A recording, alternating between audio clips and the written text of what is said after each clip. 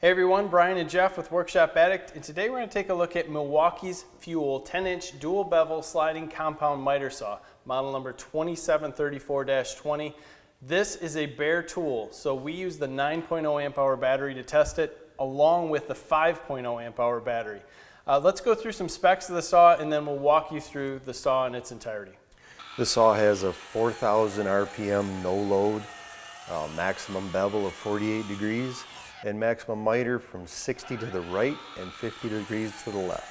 You have a max vertical cut capacity of 5 3/4 inches, and you can do a max crown nested of 5 1/4. And at 90 degrees, it'll cut a 2x12, and it weighs about 45 pounds. On the front of your saw is your miter lock, and underneath it is a trigger that is a detent release, so it'll allow you to go to your detents or slide through them. If you don't want to use the detents, there's an override here that allows you to simply slide the saw through. And then once you lock it down in place, if you just want to use this as a chop saw, you simply engage the chop lock, pull it into place, and you have a chop saw that will not slide. Up front, the D handle has this built-in safety for the trigger. It also has an LED light that you can turn on just by pushing the switch, or it will automatically come on when you pull the trigger. It also gives you a shadow line. On the left-hand side of the saw, you have the head lockdown pin, and then you have the bevel lever. This is a 3-position lever where you pull it up, it's sitting in its detent position, and if you pull up again to release it from its detent, it'll go to the next one over, and then allow you to come back. If you hold it up, it won't stop at any detents.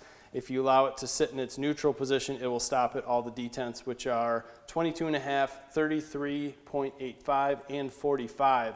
You can bevel to 48 degrees both directions.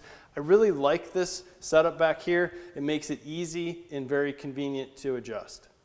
On the right-hand side of the saw, you have a locking adjustable depth stop, which allows you to roll it in, use your depth stop, and when you're not using it, bring it back out. Simple as that. And back here is the release lever for your slide. The battery for this saw is located on the top. It's easy to get to from the front or the back. We used Milwaukee's high demand 9.0 amp hour battery for some of our testing and the 5.0 amp hour battery. There is a noticeable difference between the 9.0 and the 5.0 when it comes to power and runtime.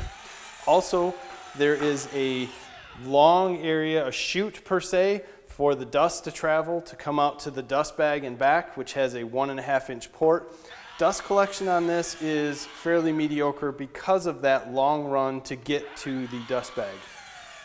The design of this saw differs from many other saws on the market, meaning that the slide is actually towards the back of the saw, so when the slides are all the way back, the head is at the fence. And because the slides are fully extended when the head is at the fence, people seem to think that there might be more head deflection with this saw, but when we actually tested it out, there really isn't any, and it cuts and has the same head deflection as you'll find in most other miter saws. The fence on this saw is unique in its aspect that it's easy to adjust and remove. The only drawback on it is at different positions, even when it's tight, it still rocks fairly easy. So the first thing you want to do when you get this saw home is make sure that the fence is square to the blade. We checked ours out. It was very simple. We made a quick cut. We checked it out. Everything was good. If you do have to adjust your fence, very easy to do. Take the upper fence rails off. There's 2 screws on each side, Torx head bolts, loosens the fence up, adjust it as according. So what we did is we dove right into some different cuts. We wanted to try out some 4x4s, we wanted to try out some 2x6s, we wanted to try out some 2x12s, cutting in different situations and checking the power. As we said before, there is a noticeable difference between the 9 amp hour and the 5 amp hour. But if you wanted to use this saw with the 5 amp hour battery, there's no problem. You're just going to have a little bit less power. Yeah, but it still does a great job as far as cuts concerned. It does. And in our cut test, we decided to use a 2x6, and we locked it in the chop position and just cut, let off the trigger between each cut and kept going. Now, at 176 cuts, we ran into a battery overheat. situation. But that was consistent nonstop cuts. Nobody in the real world would cut like that much in a row. Unless they're making firewood. I can't see it. We just simply pulled off the 9.0 amp hour battery, which we checked a few cuts before, had 1 bar left on it, and put on another one and kept cutting. So with that said, we firmly believe that you could get 400 cuts on a 2x4 if you gave it some time to rest in between, so you didn't run into your overheat situation, and simply used it like you would in the real world. I don't see any problem with any contractor using this and ever running into that overheat situation. No, I think you could use this all day long. So no doubt this saw kicks it. This saw rocks. Yeah. It's everything that we expected it to be. Does it have a few small issues? Every saw does. Every design does. There is no perfect saw out there. So with what we have, we love it. Yeah, it's a great saw. If you're using it for trim work, it does come with a 40-tooth blade. Switch over, we put a 60-tooth on it. It did eat up a little bit more power, but man, we were cutting through oak and we had those razor sharp edges, beautiful cuts.